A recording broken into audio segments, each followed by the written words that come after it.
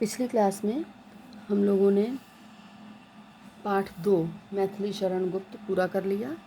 अब उसके बाद पाठ 3 आता है जयशंकर प्रसाद। तो सबसे पहले हम जो भी पाठ शुरू करते हैं उस कवि का, लेखक का जीवन परिचय हम समझते हैं, उसको लिखते हैं। जीवन परिचय देखिए किताबों में दिया है, आप कोई भी वहाँ से पढ़ सकता है, पर अगर हम उसको थोड़ा सा विशेष ढंग से लिखेंगे, उसमें कुछ हम अपनी रचनात्मकता डालते हैं तो निश्चित ही वो प्रभावशाली होगा। तो उस आधार पर आपको परीक्षा में अंक अच्छे मिलेंगे। तो सबसे पहले हमने डाला पाठ का नाम। अब एग्ज़ाम में पाठ का नाम तो नहीं डालना होगा, लेकिन जो भी आया है उस कवि लेखक का नाम, फिर जीवन अवधि, उसका जीवन कितने वर्षों, मतलब कहाँ से शुरू कहाँ तक, सन 1889 से 1937 तक। 1889 में जन्म हुआ, 1937 में इनकी मृत्यु हुई। स्मरणीय तथ्य, जैसा कि हम आपको बताते हैं, एक हमने अभी बताया कि प्रभावशाली बनाने के लिए हमें कुछ रचनात्मकता उसमें जोड़नी पड़ती है। साधारण किताबों का लिखा हुआ और अपना अलग से लिखा हुआ, उसमें अंतर दिखना चाहिए। तो इनके जीवन के जो कुछ 1-2 तथ्यों को लेकर 4 पंक्तियों, काव्य पंक्तियों के माध्यम से लिखा हुआ है। काशीवासी दानशील शिवरत्न पुत्र देवी प्रसाद, जिनके सुत कविवर हिंदी के गौरव जयशंकर प्रसाद।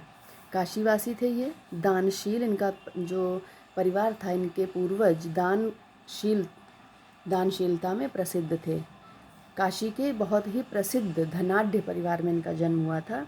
शिवरत्न इनके दादाजी का नाम था, पितामह का, और देवी प्रसाद के पुत्र थे ये। पिता का नाम था देवी प्रसाद। कविवर हिंदी के गौरव, जयशंकर प्रसाद हिंदी के गौरव के रूप में जाने जाते हैं। सन 1889 में जिनका हुआ अवतार, हुआ यहाँ पर छूट गया है, जिनका हुआ अवतार,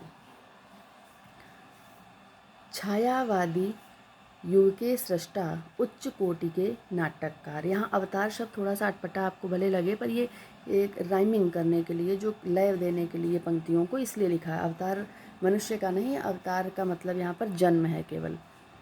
और छायावादी युग के सृष्टा थे, सृष्टा मीन्स निर्माता। छायावादी युग, इन्हीं की रचना झरना से आरंभ मानी जाती है। 1918 में झरना प्रकाशित हुई थी और 1918 से ही छायावाद का आरंभ मान लिया जाता है। और उच्च कोटि के नाटककार, इनके नाटकों के लिए इन्होंने कहा था कि नाटक रंगमंच के लिए नहीं है, रंगमंच नाटक के लिए होना चाहिए। तो ये नाटककार के रूप में विशेष प्रसिद्ध थे। और एक बात, जितने अच्छे कवि थे उतने ही अच्छे गद्य लेखक थे। ना केवल नाटक, इन्होंने निबंध, इन्होंने कहानियाँ कई सारी विधाओं में लिखा है। नाटकों में इन्हें विशेष सफलता प्राप्त हुई है। इनके नाटक ऐतिहासिक नाटक हैं और हर नाटक इनका इतिहास प्रसिद्ध है। इसके बाद सूक्ष्मावलोकन। नाम जयशंकर प्रसाद, जन्म वर्ष 1889, 30 जनवरी को इनका जन्म हुआ था, 30 जनवरी 1889 काशी में। पिता का नाम श्री देवी प्रसाद, पितामह का नाम श्री शिवरत्न साहू। इनके परिवार, जो खानदान का नाम था, वो सुंघनी साहू नाम से प्रसिद्ध था। युग इनका छायावाद है। देखिए, जब हम काल विभाजन पढ़ते हैं, युगों का नामकरण पढ़ते हैं, तो उसमें आपने पढ़ा है छायावाद जिस समय को कहा जाता है, उसी काल को गद्य में शुक्ल युग कहा जाता है और प्रसाद युग कहा जाता है, प्रेमचंद युग कहा जाता है। उसी टाइम वही है, 1918 से लेकर 1936 तक का समय। ठीक है।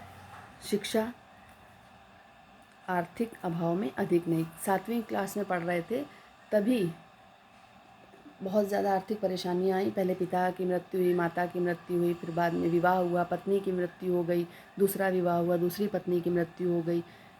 तो इस तरह से बड़े भाई इनके थे, तंबाकू का व्यापार था, बड़े भाई की भी मृत्यु हो गई, पूरी जिम्मेदारी इनके कंधों पर आ गई, इसलिए ये पढ़ नहीं सके अधिक।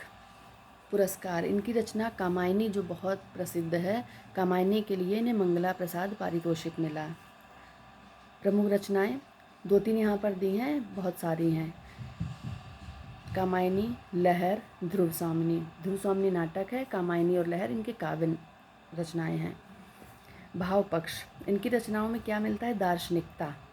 दार्शनिकता आप ये कह सकते हैं कि शैव धर्म से प्रभावित थे, और हिंदी साहित्य का ब्रह्मा भी इन्हें कहा जाता है। हिंदी साहित्य में अगर ब्रह्मा विष्णु महेश पूछा जाए कि ब्रह्मा विष्णु महेश में से ब्रह्मा किसे कहा जाता है, तो वो जयशंकर प्रसाद को कहा जाता है।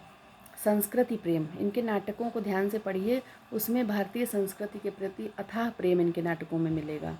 नारी चित्रण, नारी के विभिन्न रूपों का चित्रण किया है। जहाँ ये कामायनी में श्रद्धा का चित्रण करते हैं, श्रद्धा को एक, जो श्रद्धा और मनु, अभी हम आगे पढ़ेंगे, श्रद्धा और मनु हैं आरंभिक स्त्री पुरुष इस सृष्टि के, तो श्रद्धा के माध्यम से इन्होंने नारी की सुंदरता और जो नारी सृष्टि में नारी का योगदान है सृष्टि निर्माण में, उसका वर्णन किया है।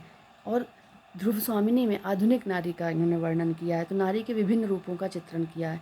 प्रकृति चित्रण, इनकी रचनाओं में प्रकृति चित्रण भी देखने को मिलता है। कला पक्ष, कला पक्ष में हम लोग भाषा, शैली, रस, छंद, अलंकार लिखते हैं, तो सूक्ष्म में लिखना है इसलिए थोड़ा थोड़ा दिया है। कला पक्ष पहले ब्रज भाषा में लिखते थे ये। इनकी रचना कानन कुसुम ब्रज भाषा की, इनकी खड़ी बोली की पहली रचना है कानन कुसुम। उसके पहले ये ब्रज भाषा में लिखते थे, बाद में खड़ी बोली में लिखने लगे। उपमा, रूपक, उत्प्रेक्षा आदि कई अलंकारों का प्रयोग किया। विभिन्न छंदों का प्रयोग किया इन्होंने। प्रबंध और मुक्तक दोनों शैली में लिखा। कामायनी प्रबंध शैली में है, और लहर और आगे जो रचनाएं हैं वो कई सारी रचनाएं इनकी मुक्तक शैली में भी हैं।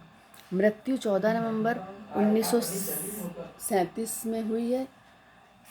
और साहित्य में स्थान, छायावाद के आधार स्तंभ, आधार स्तंभ का मतलब होता है, इंग्लिश में कहेंगे हम बेस पिलर, जिस पर कोई भी इमारत खड़ी रह सकती, 4 खंबे जो, तो वो 4 खंबे जो थे उसमें पहला नाम आता है जयशंकर प्रसाद का। जयशंकर प्रसाद, सुमित्रानंदन पंत, सूर्यकांत त्रिपाठी निराला, महादेवी वर्मा, ये 4 आधार स्तंभ थे। उनमें से ये छायावाद के प्रमुख आधार स्तंभ हैं। प्रसिद्ध नाटककार के रूप में, प्रसिद्ध कवि के रूप में, कहानीकार के रूप में ये जाने जाते हैं। अब इसके बाद इसका जीवन परिचय लिखते हैं।